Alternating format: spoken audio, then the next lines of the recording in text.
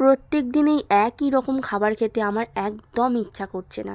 সত্যি কথা বলতে আজকে আমার একটু অন্য রকম খেতে ইচ্ছা করছে। আজকে ভাবছিলাম দুপুরের খাবারটা একটু স্পেশাল করে খাবো। তো তার জন্য আজকে নিয়ে চলে এসেছি আমি কাঁকড়ার বড়ার রেসিপি। কাঁকড়ার বড়া তো তোমরা অনেকেই খেয়েছো, আবার অনেকেই হয়তো খাওনি। তো যারা খাওনি তাদেরকে বলবো আমি একবার কাঁকড়ার বড়া রান্না করে খেয়ে দেখো, এত সুন্দর খেতে টেস্ট তোমাদের কি বলবো। না খেলে একদমই তোমরা বুঝতেই পারবে না যে এর স্বাদ কতটা সুন্দর। তো আজকে গরম গরম ভাতের সাথে কাঁকড়ার বড়া দিয়ে ভাত জমিয়ে খাবো। তো সেই জন্য দেখো বাজার থেকে কিন্তু জ্যান্ত চিতি কাঁকড়া মা কিনে এনেছিল। আর কাঁকড়াটা আমার থেকে মা খুব সুন্দর করে কাটতে পারে, আর সুন্দর করে ঘিলুটাও বের করতে পারে। তো সেই জন্য মা সুন্দর করে পরিষ্কার পরিচ্ছন্নভাবেই কাঁকড়ার ঘিলুটা আস্তে আস্তে বের করে নিয়েছে একটা পাত্রের মধ্যে। তো একটা ছাঁকনি তোমরা দেখতে পেলে, ওই ছাঁকনির মধ্যে কিছুক্ষণ রেখে দিয়েছিলাম, যতটা এর মধ্যে জল ছিল কাঁকড়ার ঘিলের মধ্যে সেটা বেরিয়ে গেছে। এখন পুরো নির্যাসটা আমি একটা পাত্রের মধ্যে নিয়ে নিলাম। তার মধ্যে আমি দিয়ে দিলাম পরিমাণ মতো একটু লবণ, বেশ কয়েক টুকরো কাঁচা লঙ্কা কুচিয়ে দিয়েছি যাতে বড়াটা সুন্দর ঝাল ঝাল হয়।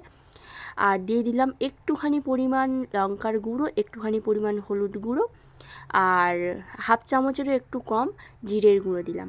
তো এই মশলাগুলো তোমরা তোমাদের পরিমাণ অনুযায়ী এখানে দিতে পারো। তো আমার যতটা মশলা লাগবে ততটুকুনি আমি এখানে দিয়েছি। তো এবার আস্তে আস্তে একটা চামচ নিয়ে সুন্দর করে আমি মাখিয়ে নেব সমস্ত মশলার সাথে এই কাঁকড়ার ঘিলুটা একদমই আস্তে আস্তে মাখিয়ে নেব।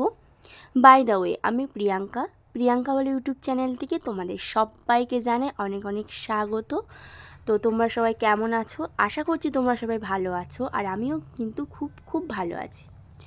তো দেখো আমি কড়াইতে তেল দিয়ে দিয়েছি, এখানে ননস্টিকের কড়াই নিয়েছি। তারপর কড়া ভালো করে গরম হয়ে গেলে আমি একে একে চামচে করে ঘিলুটাকে দিয়ে দিলাম বড়া করার জন্য। তো দেখো কত সুন্দর লাগছে দেখতে, আর খেতে এত সুন্দর হয়েছে তোমাদের কি বলবো। তোমরা একবার হলেও বাড়িতে এই রান্নাটা করে দেখো, খুবই সহজ এই রেসিপিটা, একদমই সহজ। যারা একদমই রান্না পারো না তারাও কিন্তু এই রান্নাটা করতে পারবে। তো খেতে এত সুন্দর টেস্টি তোমাদের কি বলবো, গরম ভাতের সাথে এই কাঁকড়ার ঘিলুর বড়া দিয়ে ভাত দিলে আর আর কিচ্ছু লাগবে না। তো যাই হোক, সমস্ত ঘিলুটা আমি এখানে দিয়ে দিয়েছি। তো দেখো বড়াগুলো কত সুন্দর লালচে লালচে হয়ে গিয়েছে।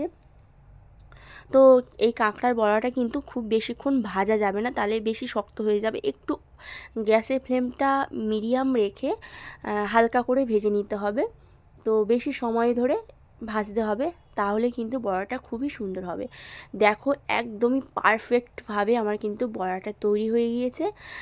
তো আমার এই ভিডিওগুলো তোমাদের কেমন লাগছে অবশ্যই তোমরা কমেন্ট সেকশানে কমেন্ট করে জানিও।